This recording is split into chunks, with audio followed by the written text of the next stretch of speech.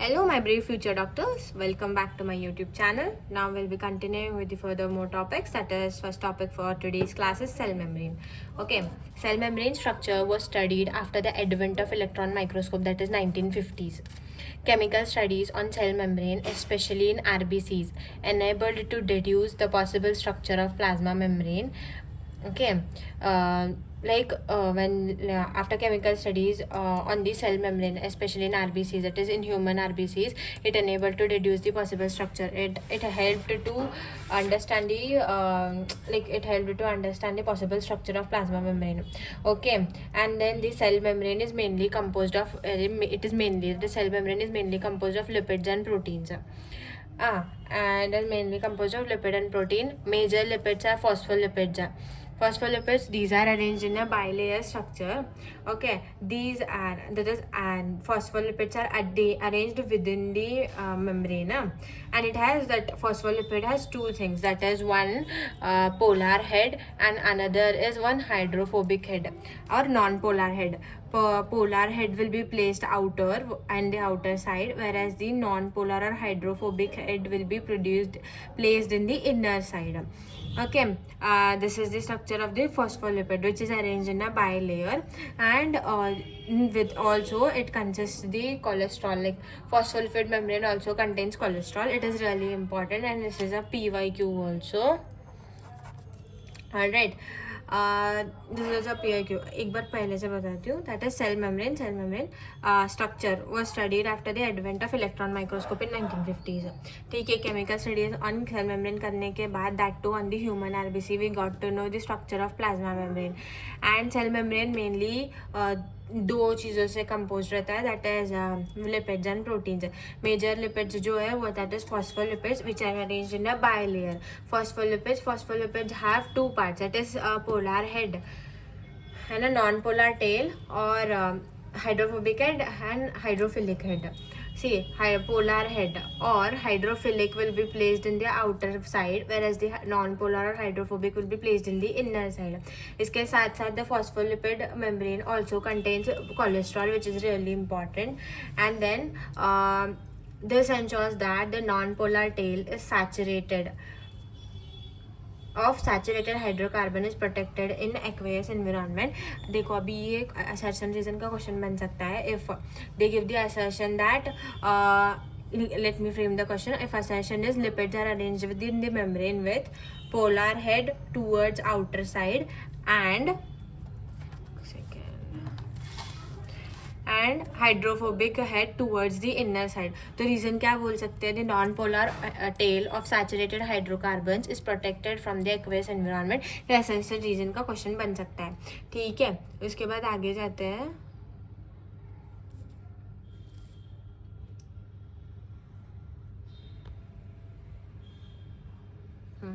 ठीक है, biochemical investigation reveal the cell membrane processes proteins and carbs also.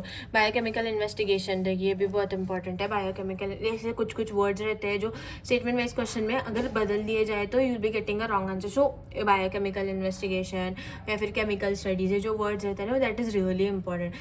अभी देखो, biochemical investigation reveal the cell membrane, तो इसकी जगह पे केमिकल इन्वेस्टिगेशन दे दिया तो ये स्टेटमेंट गलत बन जाएगी ना. So that's the important thing कि तुम्हें छोटे छोटे वर्ड्स को अच्छे से याद रखो. Biochemical investigation revealed that cell membrane possesses proteins and carbs. ठीक है, ratio of protein to lipid varies, usually cell to cell वो वेरी करता है, मेम्ब्रेन टू मेम्ब्रेन वेरी करता है. ह्यूमन आरबीसी क्या है, 52% प्रोटीन है एंड 40% लिपिड्स है. ये भी PYQ में पूछा गया है. This is really important. 52% protein है एंड 40% लिपिड्स है. देखो, मेम्ब्रेन प्रोटीन दो टाइप के हैं, एक पेरिफेरल और एक इंटीग्रल. ये किसके बेसिस पे डिवाइड किया गया है? Ease of extraction. On the basis of ease of extraction they have divided the membrane proteins into peripheral and integral. Okay, peripheral as the name says, peripheral which lies on the surface, where integral integrated, right? So it will be partially or totally buried. ठीक है, function of plasma membrane ये बाद में बताती हूँ. ठीक है, I hope so इधर तक आपको समझ में आ रहा है. एक बार पूरा सेल मेम्ब्रेन का बता देती हूँ.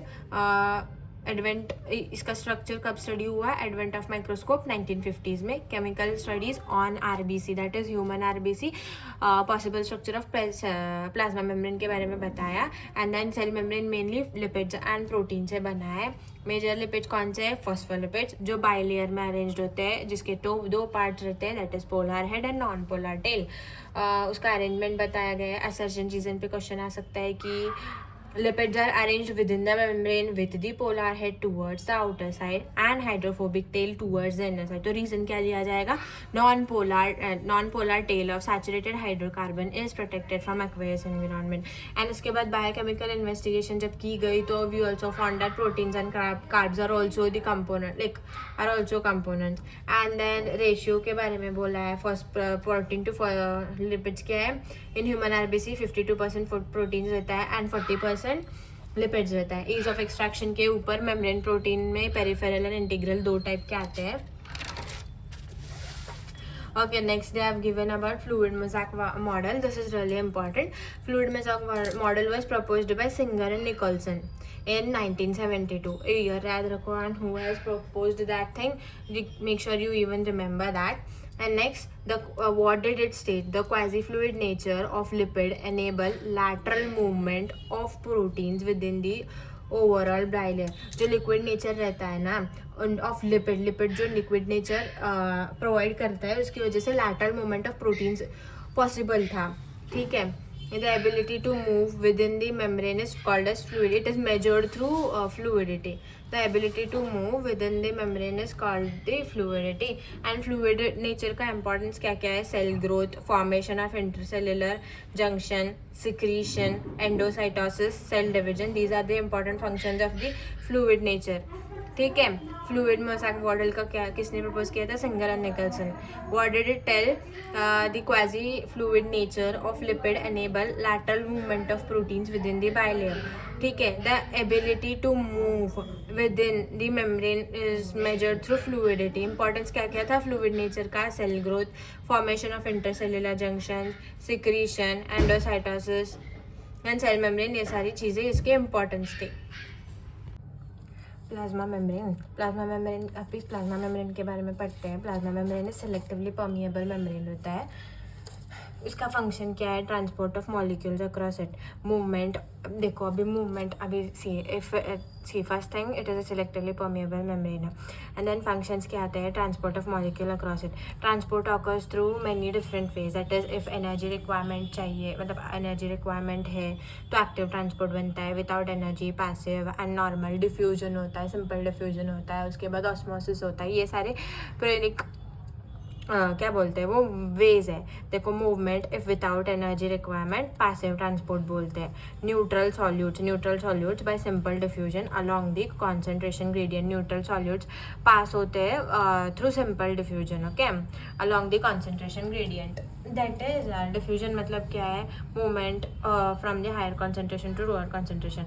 Like neutral solutes simple diffusion के थ्रू ट्रांसपोर्ट किए जाते हैं.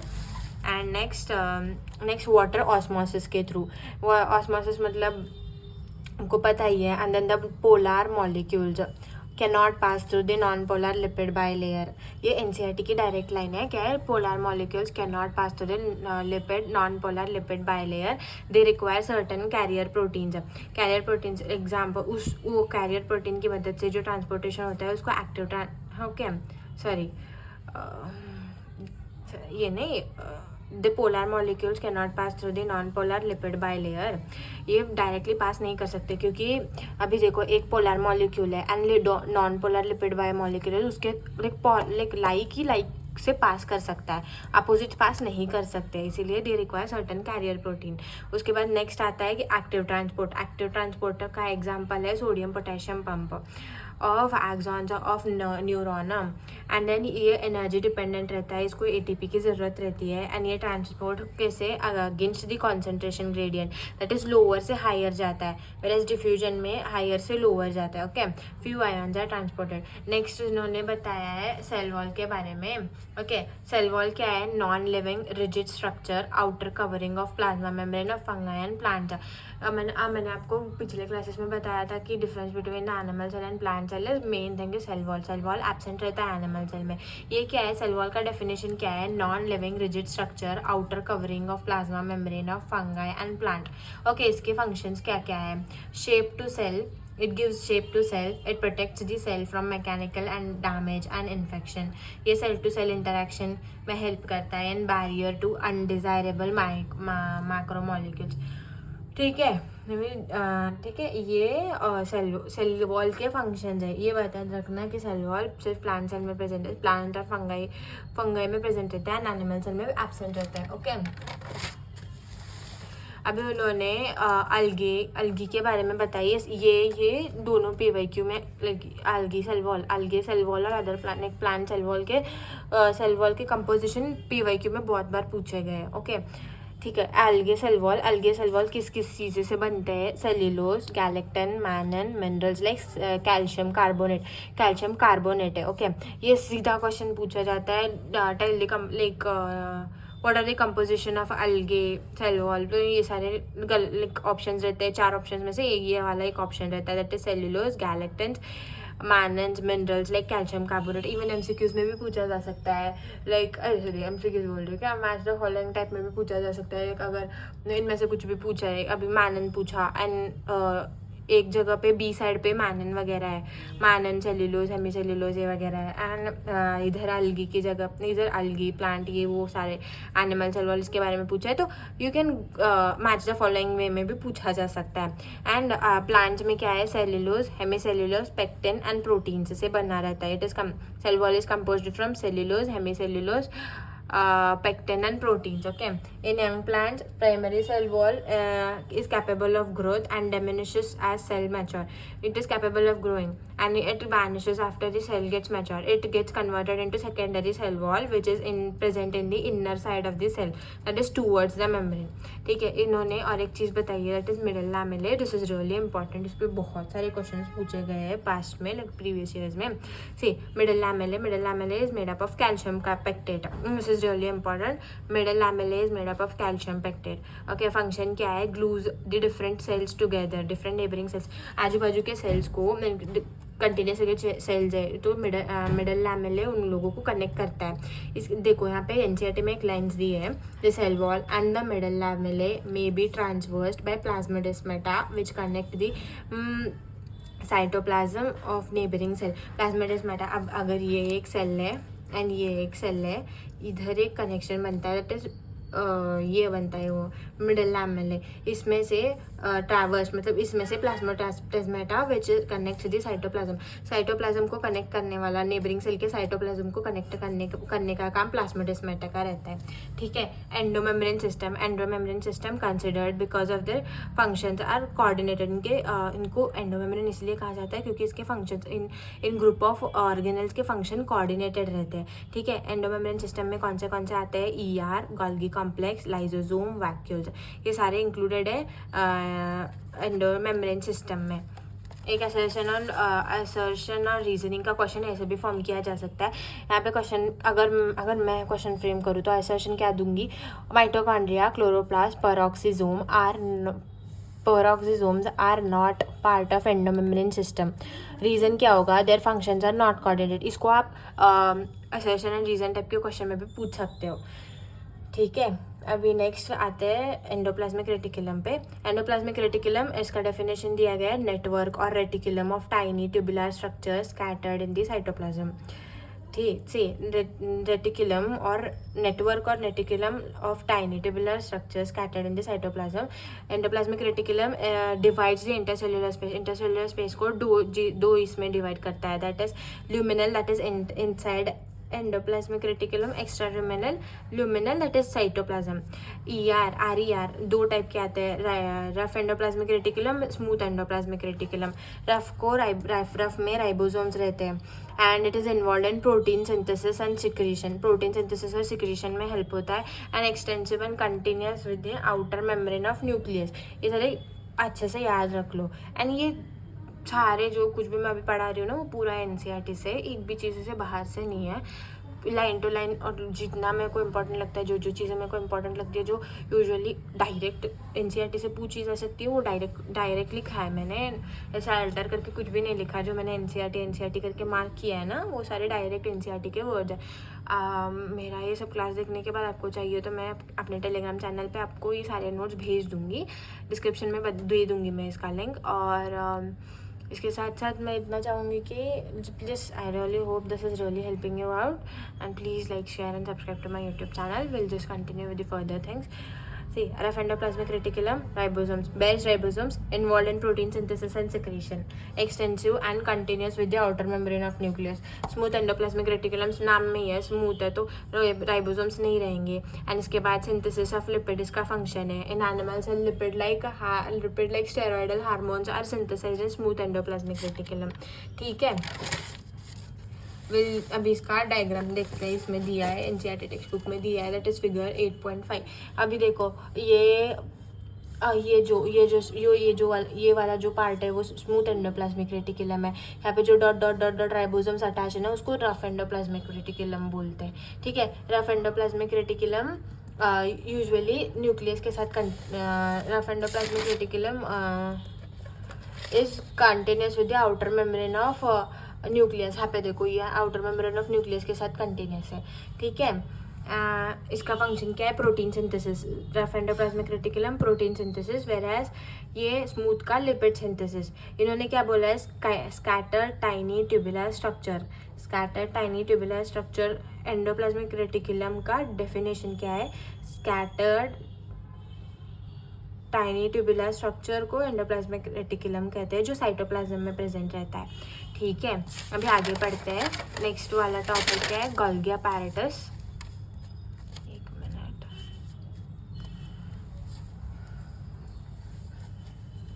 सी, गोल्गी अपैरेटस ऑब्जर्वर कौन था? Camillo Golgi. ये भी बहुत इंपॉर्टेंट है, इस पे भी पीवाईक्यूज पूछे गए. ये डायरेक्ट क्वेश्चन है, तो इसमें कुछ इतना भी जरूरी नहीं होता.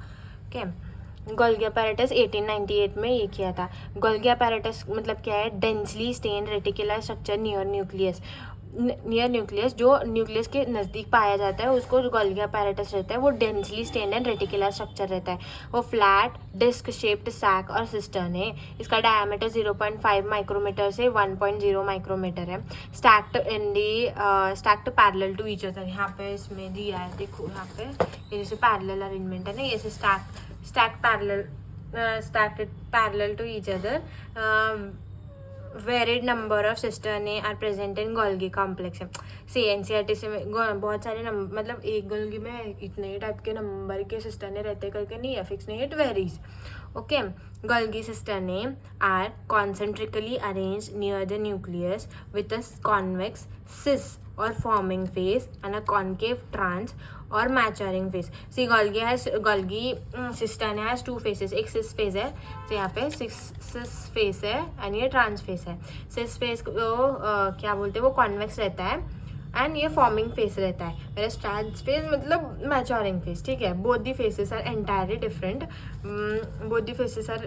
Different and interconnected. इसका फंक्शन क्या है? गोल्गी अपैरेटस का function that is packing material, delivering and pack करने के बाद जो डिलीवर किया जाता है बाहर, that is delivering it to the intercellular targets और सिक्रीटेड आउटसाइड द सेल. ये इसका फंक्शन है. गोल्गी अपैरेटस किसने ऑब्जर्व किया था? Camillo Golgi. Flat disc shaped sac और सिस्टर्ने रहते हैं. 0.5 माइक्रोमीटर से क्या है 1.0 माइक्रोमीटर डायमीटर है. वो densely stained reticular structure near the nucleus है. Then stacked parallel, varied number रहता है. Cisternae are concentrically arranged. जो चीज़ें मैंने, ये जो एनसीईआरटी से है जो मैंने अंडरलाइन किया है, वो अच्छे से देख के लो ताकि ऐसे स्टेटमेंट वाइज क्वेश्चन में कंफ्यूजन ना हो. Okay, near the nucleus with the convex or forming face and concave trans or maturing face. Both the faces are different. दोनों बहुत ज़्यादा डिफरेंट रहते हैं, बट ये दोनों इंटरकनेक्टेड रहते हैं. सी पैकिंग और डिलीवरिंग इसका फंक्शन है. यहाँ पे असर्शन रीजन पे एक क्वेश्चन बन सकता है, दैट इज असर्शन क्या आएगा? The Golgi apparatus remains in close association with endoplasmic reticulum. अगर ये असर्शन है तो रीजन क्या बनेगा? रीजन ये होगा, एक minute. Materials are packed in the form of vesicles from the endoplasmic reticulum. Fuse with the cis face of the Golgi and move towards the maturing face. इधर क्या होता है, जो न्यूक्लियस के पास अटैच रहता है ना, तो वो लाइक ER से क्लोज एसोसिएशन इसमें रहता है। ये जो रहता है वो वेसिकल्स फॉर्म करता है, जो इस वेसिकल्स जो मटेरियल्स बनते हैं इन the form of vesicles from endoplasmic reticulum. Okay, देखो अभी जो भी मटेरियल बनता है इन the form of vesicle in endoplasmic reticulum, वो सिस फेस में जाके फ्यूज होता है। उसके बाद अभी देखो वो इधर से आता है। अभी अगर इधर एंडोप्लाज्मिक रेटिकुलम में समझो, इधर से चीज़ें आती है वेसिकल के फॉर्म में, इधर फॉर्मिंग फेज है। फॉर्म होने के बाद वो इधर से मैच्योरिंग फेज में, दैट इज ट्रांस फेज में चली जाती है। ठीक है, अभी आगे देखते हैं। Ribosome synthesised on ER are modified in cistern before they are released from its trans face. अभी जो कुछ भी बनता है, वो जो कुछ भी लाइक ER में बनता है, वो फर्स्ट सिस फेज में आके पैकिंग होती है और ट्रांसपोर्ट होता है ट्रांस फेज में, राइट। वो होल प्रोसेस में ट्रांस फेज में तो मैच्योरिंग होती है।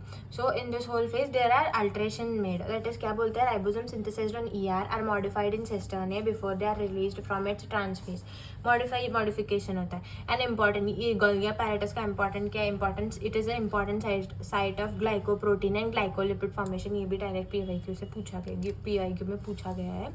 See, important site of glycoprotein and glycolipid formation, ये इंपॉर्टेंट साइट है।